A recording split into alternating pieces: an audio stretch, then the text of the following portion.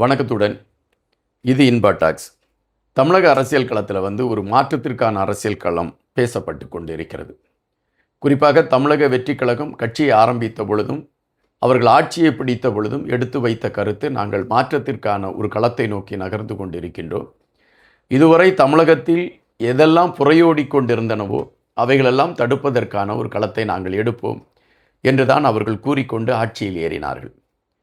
முதல்வராக விஜய் அவர்கள் சட்டமன்றத்திற்குள் சென்ற பொழுது அவருக்கு என்ன அரசியல் தெரியும் என்கின்ற விமர்சனங்கள் தான் பரவலாக பேசப்பட்டது.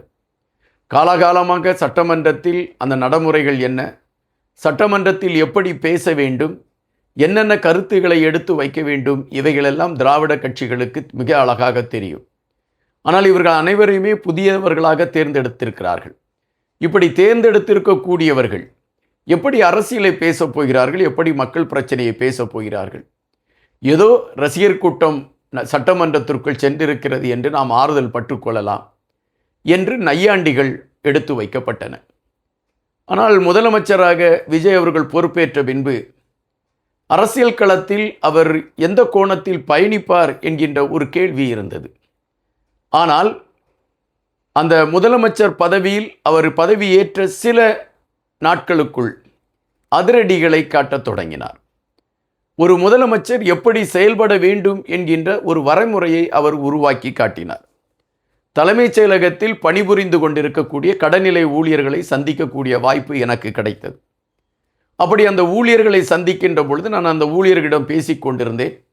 முன்பு இருந்த ஆட்சி முறைமைகள் எப்படி இருந்தது, இப்பொழுது இருக்கக்கூடிய ஆட்சி முறைமைகள் எப்படி இருக்கிறது என்ற கருத்துக்களை மையப்படுத்தி அவர்களோடு நான் பேசிக் கொண்டிருந்தேன்.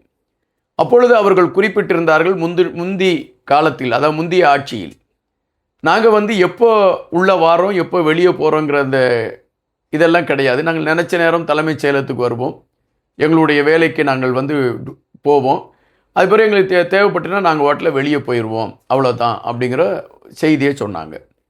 அப்போ அங்கே யாருக்குமே மிகப்பெரிய ஒரு கட்டுப்பாடுகள் இல்லை என்பதை நாம் புரிந்து கொள்ள முடிந்தது.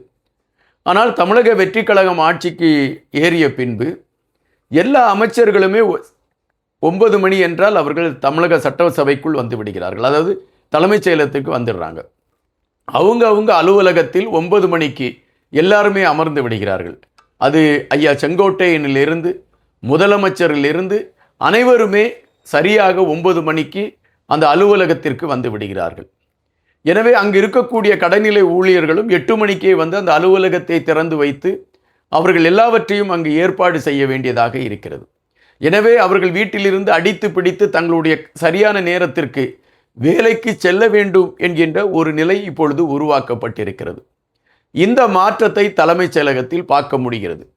அதுபோல முன்பு பார்ப்பீர்கள் என்றால் தலைமைச் செயலகத்தில் ஒரு அமைச்சரை பார்க்க வேண்டும், ஒரு சட்டமன்ற உறுப்பினரை பார்க்க வேண்டும் என்றால் அது ஏதாவது தொழில் சார்ந்தவர்கள் போய் பார்த்துவிட்டு வந்தார்கள். அது ஒப்பந்தக்காரர்கள் அல்லது மீடியேட்டர்கள், மற்றவர்கள் எல்லாம் போய் பார்த்துவிட்டு, அல்ல கட்சியை சார்ந்த உயர் பதவியில் இருக்கக்கூடியவர்கள், ஏதாவது அமைச்சரை வைத்து நமக்கு லாபம் கிடைக்குமா என்கின்ற கணக்கீட்டில் பயணிக்கக்கூடியவர்கள் எல்லாம் போய் பார்த்துவிட்டு வந்த களங்களை பார்த்திருக்கிறோம். ஆனால் இப்பொழுது தமிழக வெற்றி கழகம் ஆட்சி பீடத்தில் ஏறிய பின்பு பொதுமக்கள் தங்களுடைய குறைகளை சொல்வதற்கு தைரியமாக வருகிறார்கள். எந்த அமைச்சரையும் நாம் தைரியமாக போய் பார்க்கலாம் என்கின்ற ஒரு நிலைப்பாடு உருவாக்கப்படுகிறது. எல்லா அமைச்சர்களும் பொதுமக்களுடைய அந்த கோரிக்கைகளை காது கொடுத்து கேட்கிறார்கள். யாராவது ஒரு பொதுமக்கள் தங்களுடைய கருத்துக்களை சொல்கின்ற பொழுது அமைச்சர்கள் எழுந்து நின்று பொதுமக்களை அமர வைத்து கருத்துக்களை கேட்கக்கூடிய களங்களை பார்க்க முடிகிறது. இது மிகப்பெரிய ஒரு மாற்றமாக பார்க்கப்படுகிறது என்கின்ற செய்திகள் இருக்கின்றன. அதே வேளையில் தமிழக முதலமைச்சரின் அதிரடிகளை குறித்த செய்திகளும் பரபரப்பாக பேசப்படுகிறது. தமிழக முதலமைச்சரை பொறுத்த மட்டில் அவருடைய திடீர் ஆய்வுகள் இன்று பரபரப்பு செய்தியாக இருக்கிறது. திடீரென்று அரசு மருத்துவமனைக்கு செல்கின்றார்.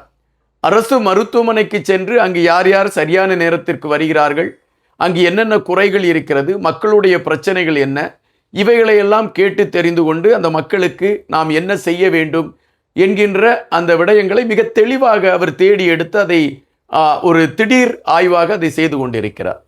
அதுபோல நியாய விலை கடைக்கு செல்கின்றார்.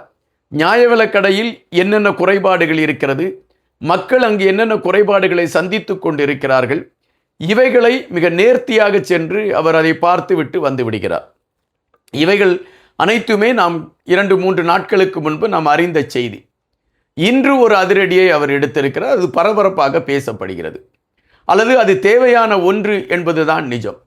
அதாவது சென்னை சைதாப்பேட்டையில் அரசு விடுதியினர் மாளிகை ஒன்று, அதாவது மாணவர் தங்கக்கூடிய விடுதி ஒன்று இருக்கிறது. இந்த மாணவர்கள் தங்கக்கூடிய விடுதி ஒரு காலகட்டத்தில் பாதுகாப்பற்ற விடுதியாக இருந்தன. அதன் பின்பு அவை புதுப்பிக்கப்பட்டு பாதுகாப்புள்ள விடுதியாக மாறின. ஆனால் அங்கு மாணவர்களுக்கு வழங்கப்படுகின்ற உணவுகள், அங்கு சுகாதார நிலை எப்படி இருக்கிறது போன்றவையெல்லாம் பெருங்கேள்விகளாக இருந்தன.